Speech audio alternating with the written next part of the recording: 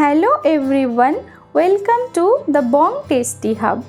আজ আমি আপনাদের সাথে ভিন্ন স্বাদের একটি পায়েসের রেসিপি শেয়ার করব। রেসিপিটি হলো সাবুদানার ক্ষীর। আমার চ্যানেলে যদি আপনারা নতুন হয়ে থাকেন তাহলে চ্যানেলটিকে সাবস্ক্রাইব করার অনুরোধ রইল। তো ভিডিওটি স্কিপ না করে শেষ পর্যন্ত দেখতে থাকুন। তো চলুন রেসিপিটি শুরু করা যাক। সবার প্রথমে এখানে আমি 200 গ্রাম সাবুদানা নিয়ে 30 মিনিট জলের মধ্যে আমি এটাকে ভিজিয়ে রাখবো। এরপর কড়াই গরম করে কড়াইতে দিয়ে দিচ্ছি 1 চামচ ঘি। এখানে আমি কিছু ড্রাই ফ্রুটস ভেজে নেব। তার জন্য নিয়েছি আমন্ড কুচি, পেস্তা কুচি আর নিয়েছি কাজু বাদাম কুচি। এরপর লো ফ্লেমে 1 মিনিট মতো আমি ভেজে নিয়ে এবার এর মধ্যে দিয়ে দিচ্ছি কিছুটা কিশমিশ, দিয়ে সমস্ত উপকরণ ভালোভাবে ভেজে নিচ্ছি। তো সমস্ত ড্রাই ফ্রুটস আমার এখানে ভাজা কমপ্লিট। এবার এগুলোকে একটা পাত্রে তুলে নিয়েছি। এরপর ওই একই কড়াইতে দিয়ে দিচ্ছি জল ঝরানো সাবুদানা, দিয়ে ভালো করে মিক্স করে নিচ্ছি।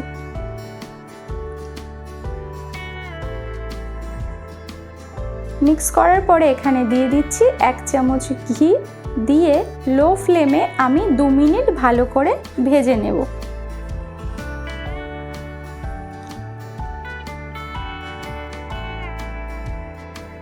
তো 2 মিনিট হয়ে গেছে। এবার এর মধ্যে 3 চামচ গুঁড়ো দুধ অ্যাড করে ভালোভাবে মিক্স করে নিচ্ছি।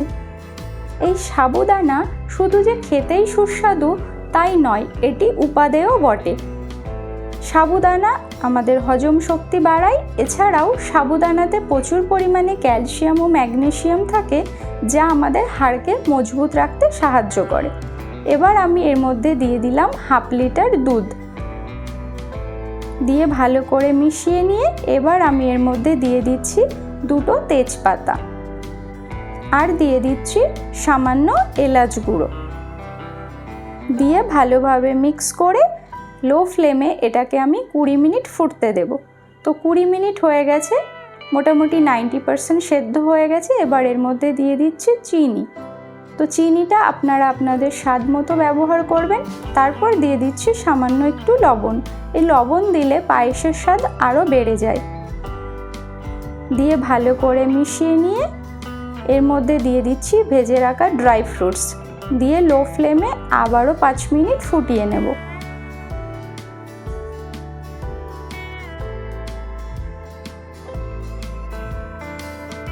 তো এখানে আমার পায়েস একদম কমপ্লিট। এবার আমি ফ্লেমটাকে অফ করে এটাকে একটা পাত্রে সার্ভ করে নেব।